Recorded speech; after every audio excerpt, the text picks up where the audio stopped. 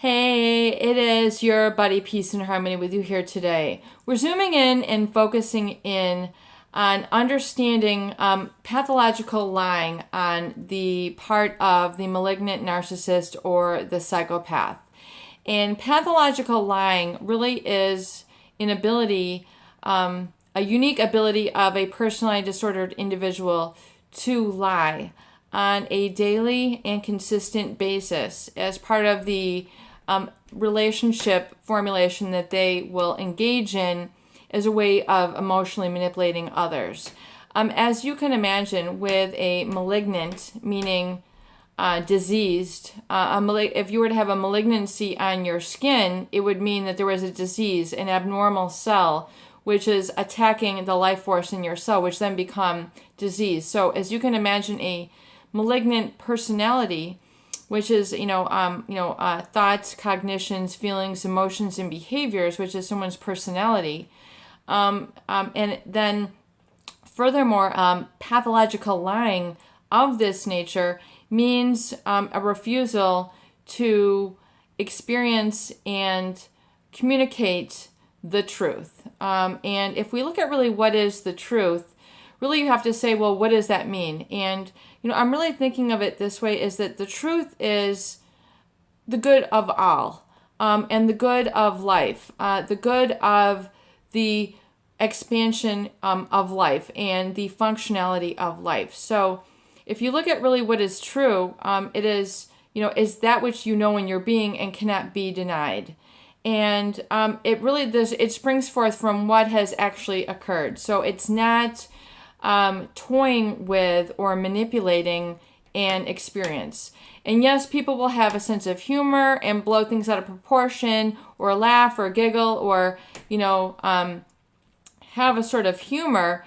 But there's a difference between kind of sort of humor, sarcasm, and joking around. There's a knowledge of the truth, or, there's a validation thereof. So, and people might lie by mistake. They might tell a white lie, but there is also, a pathology of lying where basically a malignant narcissist or a psychopath has a glibness or a facility with lying and lies when they don't need to, and lies really as a sort of way of life and lifestyle, as a personality trait. So just like, you might have, blonde hair, blue eyes, such and such timbre of voice, those are your personality traits or your physical traits. The ability and behavior of pathological lying is a personality trait of these individuals. And it is, in essence, a lying when they don't have to, a lying so that they're always able to set the rules and manipulate others, so others they're never on a really sort of a level playing field or knowing really what they're dealing with. And so, and on the spectrum, the psychopath is going to be at the more severe or malignant or pathological end of that. So it becomes an understanding that this individual can oftentimes even fool people. They can fool lie detector tests. In other words, where their physiology is so much into the lie that they're taking, that their physiology is able to hide or mask that. And so when we talk about it really on a very sort of criminal level, meaning to the point where they're violating laws, human propriety, relation laws, unwritten laws of human relationships, loyalty, marriage, vows, things of that nature, having, in their business, this sort of unethical behavior where they pathologically lie. And they can do this really on grand or epic levels where it has huge ramifications for communities, countries, at large. And so, and a lot of people will say, oh, that's corrupt, or, we're talking about, this sort of day-to-day basis, and this sort of invalidation of the truth, or refusal to live in or express the truth. It's a denial of the truth or a disrespect of the truth. And so a lot of people cannot tolerate that tension for very long. They cannot stand to live a lie. They don't want to live a lie. And so oftentimes, really, as people are coming through a relationship with a malignant narcissist or a psychopath, they might oftentimes very much say these words, I don't want to live a lie anymore. I can't live a lie with you. I cannot do this. So physically, your body will not tolerate that for very long. I mean, it might be decades before, you realize it. It might be several years. It might be several months. People have a different threshold and they build up an immunity to this because they have a deniability about it. They have a sense of pride, and or based on their background, they might have a vulnerability where they have a tendency to be codependent, which means taking care of the needs, wishes, and desires of another before their own. They're always putting themselves last. Their life purpose is made up on the happiness of others, and not just from an act of service or servitude or respect. It becomes really a denial or a negation of oneself and self-responsibility.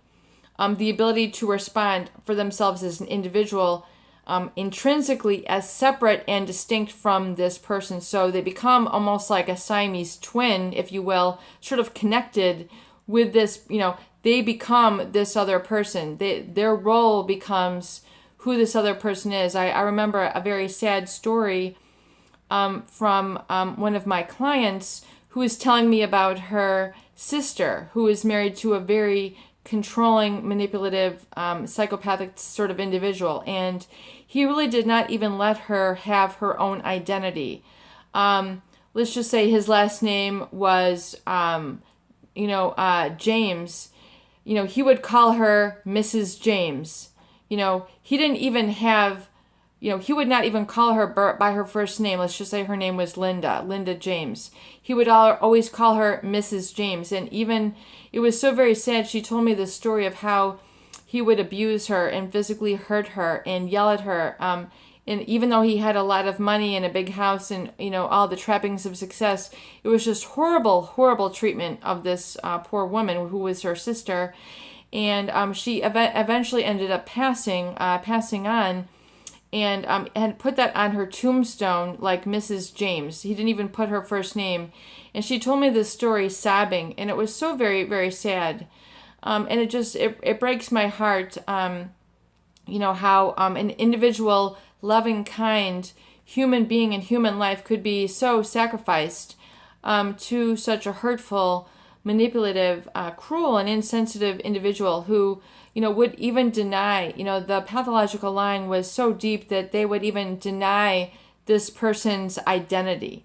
And so really that becomes really a sticking point where if you are involved in a relationship with a person who is pathological, malignant, narcissist, or psychopathic, it is going to get to the point where there is a denial of your identity. And then it becomes almost difficult for one to live their life independent, joyful, and happy without feeling a sort of guilt or without feeling like, a really sort of tenderness at the experience of freedom. And so the joy, becomes rushing in, and it can almost be like a manic experience for these people when they engage with life on sort of, that their whole and healthy identity terms. They're so not used to the joy or sharing a smile with someone who isn't trying to manipulate or hurt them.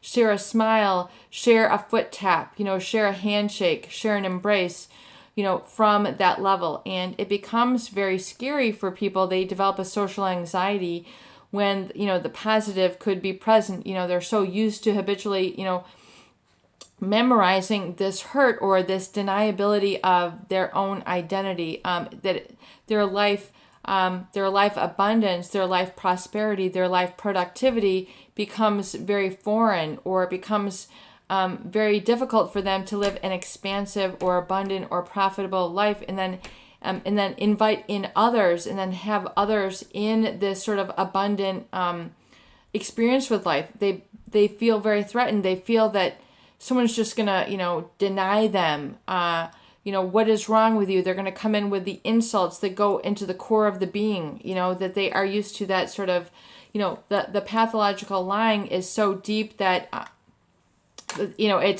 it's denying of your value, your spirit, your really sort of what you have to give and contribute.